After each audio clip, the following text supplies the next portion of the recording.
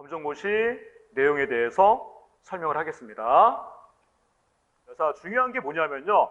기존에 지금까지 나왔던 문제들보다는 조금 더 집중적으로 내용을 하셔야 되는 그러한 문제들이 상당히 좀 있는, 자, 난이도가 좀 높은 그러한 문제들이 많이 출제됐습니다. 그래서 공부하셔서 시험 보셨을 때 상당히 좀 약간은 당황스러우셨을 것 같은 그러한 느낌도 있었는데, 어쨌든 내용 자체는 그렇게 어려운 게 아닌데 얼만큼 많이 기억을 하시느냐, 아니면 추가되는 내용을 좀 많이 보셨느냐, 이러한 문제이기 때문에요. 자, 그렇게 어렵긴 하지만 풀 수 없다라는 내용은 아니기 때문에, 자, 그런 마음으로 보시면 되시겠습니다. 자, 1번 보시면요.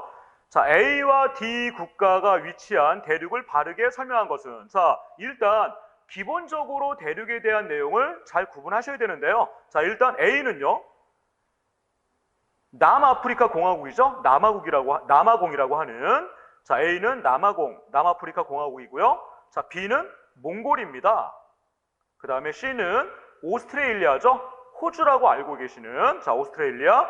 D가 미국, 북아메리카. 그래서 답은 4번입니다. 자, 대륙을 묻는 거기 때문에, 자, 4번 D가 북아메리카에 포함이 되겠죠. 이렇게 알고 계시면 되시겠습니다. 자, 2번 보시면 다음 설명에 해당하는 농업은, 자, 농업에 대한 내용은 매년 계속 나오는 문제이기 때문에 좀 빈출이죠. 그래서 각 농업에 대한 내용을 잘 아셔야 됩니다. 자, 2번 보시면 선진국의 자본과 원주민의 노동력을 결합하여 농업을 실시하는 방식이죠. 열대기후 지역에서는 카카오, 천연고무 등 상품 작물을 대규모로 재배한다. 그래서 이 문제의 답은 4번의 플랜테이션입니다. 그래서 열대기후에서 재배하는 농업이죠.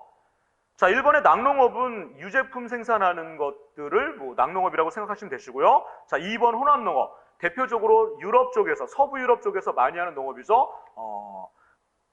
서부 유럽 쪽의 토양은 좀 척박한 토양들이 많기 때문에, 즉 영양분이 없는 토양이 많기 때문에 그나마 영양분이 있는 토양에서는 식량작물을 재배하고요. 그 다음에 영양분이 약간밖에 없는 곳에선 사료작물, 동물들이 먹는, 그 다음에 영양분이 없는 곳에선 가축사육하는, 그래서 식량작물과 사료작물과 가축사육을 같이 하는 농업을 혼합농업이라고 합니다. 3번에 수목농업은 지중해성 기후에서 많이 하는 농업이죠. 자, 지중해성 기후의 특징은 여름철이 너무 고온 건조하기 때문에 비가 잘 안 오죠. 그래서 고온 건조하기 때문에 이러한 고온 건조한 여름 기후에 잘 견디는, 뿌리가 길고 나뭇잎이 두꺼운, 그러니까 수분을 빼앗기지 않기 위해서 이러한 농작물들을 재배하는 걸 수목농업이라고 합니다. 그래서 대표적으로 포도, 올리브, 오렌지, 코르크 같은 걸 재배하는 걸 수목농업이라고 하죠. 그래서 각각의 농업이 어떤 특징이 있고 어디에서 재배되고 어디에서 실시하고 어떤 식으로 운영이 되는지를 잘 구분하셔야 푸실 수 있는 문제입니다. 3번, 자, 인구 흡입 요인을 보기에서 보는 것은, 자, 흡입 요인이라는 건 사람이 살기 좋은 환경을 가지고 있기 때문에 많이 사람들이 와서 산다라고, 인구를 빨아들인다라고 생각하셔도 된다라고 말씀드렸고요. 자, 기업 전쟁과 분쟁, 기업은 인구 배출 요인이 되겠죠. 자, 니은 풍부한 일자리, 흡입 요인 맞고요.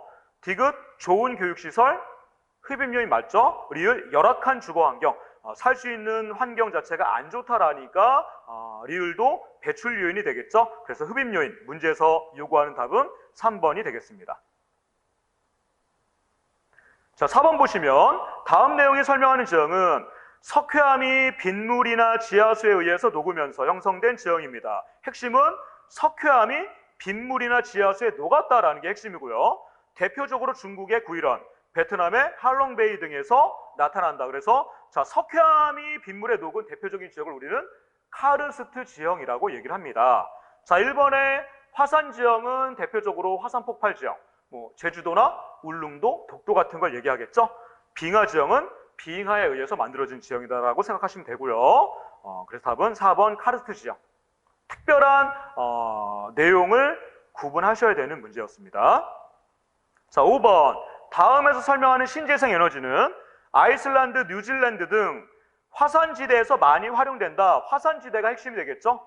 자, 두 번째, 땅 속의 열과 뜨거운 물을 이용하여 난방을 하거나 전력을 생산한다. 그래서 결국엔 땅속의 뜨거운 열, 즉 지열로 실시하는 거다라고 하기 때문에 화산 지형에서만 할 수 있는 곳이죠. 그래서 2번에 지열 에너지. 자, 1번의 조력 에너지는요, 밀물과 썰물의 차이를 이용해서 에너지를 생산하는 게 조력 에너지죠.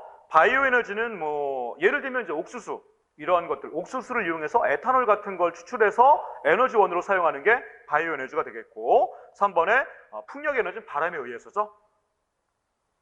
자, 6번 보시면 가에 들어갈 용어는 우리나라의 가는 한반도와 그 부속 도서로 구성되어 있다. 자, 한반도는 우리 영토라는 걸 알고 있겠고요. 부속 도서라는 건 딸려 있는 섬을 얘기합니다. 그래서 1번에